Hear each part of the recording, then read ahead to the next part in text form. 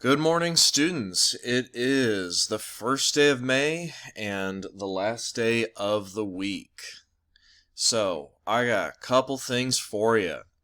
First things first, I'm sure some of you guys have already seen this stuff spreading across social media, because what else do you have to do right now? But Santa Ana Unified has put out its official ruling on grades. So here is how it's going to work, and I will include an update on this in the office hours Google Classroom post that gets routinely bumped up to the top. So, here we go. You can read it here, and you can read it here. No one is going to fail this year. They've decided that because of the circumstances that the only 3 grades teachers are going to give out are going to be A's, B's, or C's. So no one will fail. There's no incompletes. There's no credit grades. Everybody passes. Now, here's how this is going to work in my class. If you had an A or a B, you are going to get an A. Okay? If you had a C or a D, I'll bump you up to B, and only those who were failing my class as of March 13th, which was the last day of in-school learning, you will get a C. Now, there's a couple things I have to point out about this. Number one, this means that some of you will pass the class.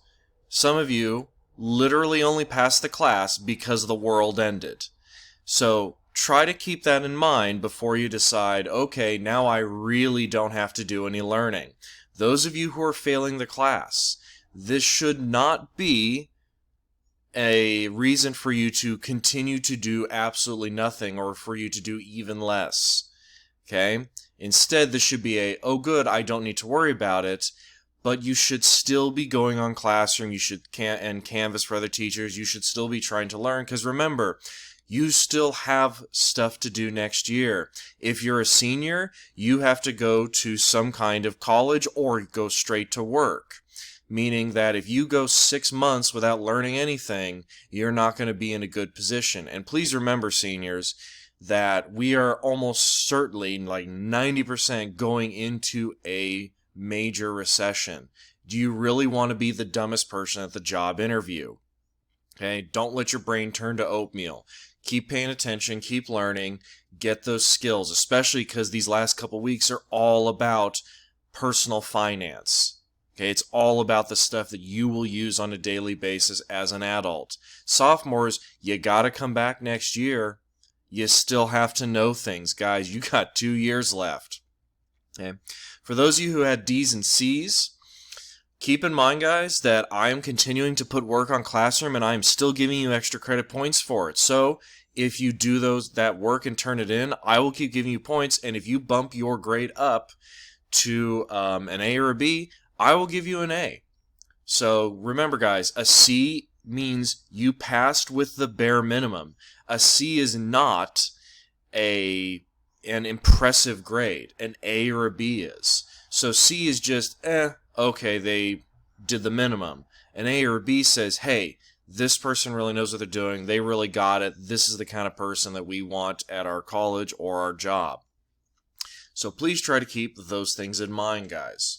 All right, now let's move on to the news and what's going on. So, first thing is there's a lot of fighting going on right now between groups about how to properly count the deaths of COVID-19.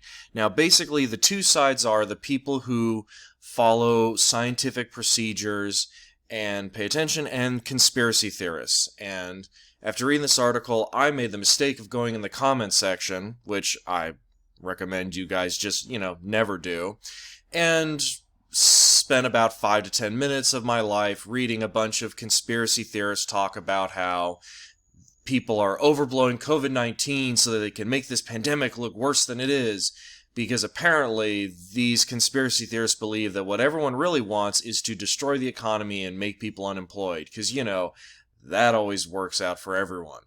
So here's something to keep in mind before you guys get too sucked in or easily fooled by conspiracy theorists on Facebook and Instagram and all that.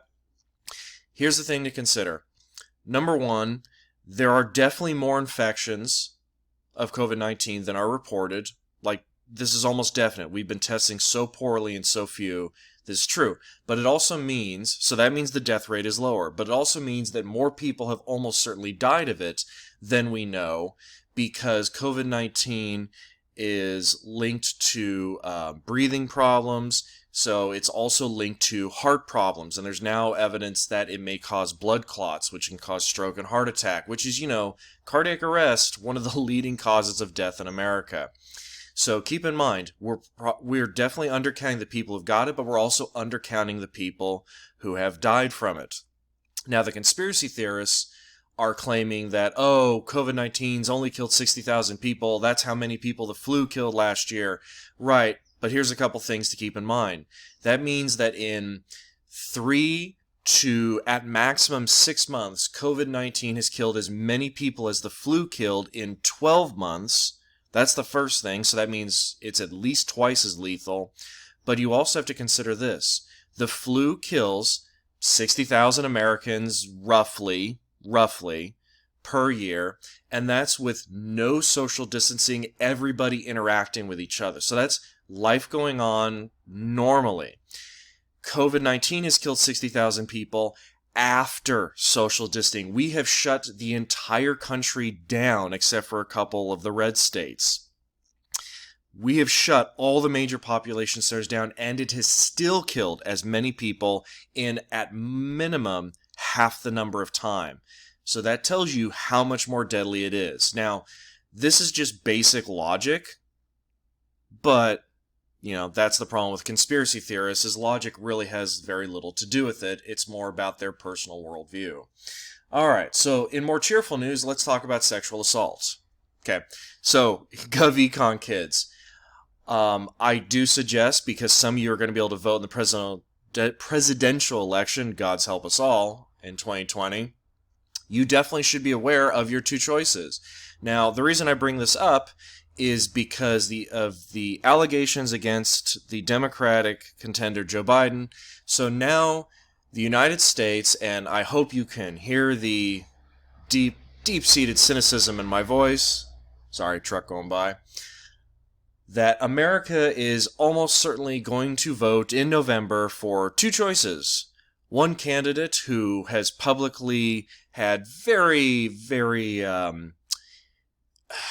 consistent issues with grabbiness and hands, and has now been accused of sexual assault by at least one person. And then we have another president who has been accused of sexual assault by like 20 people, and has made public comments that have been filmed about doing so.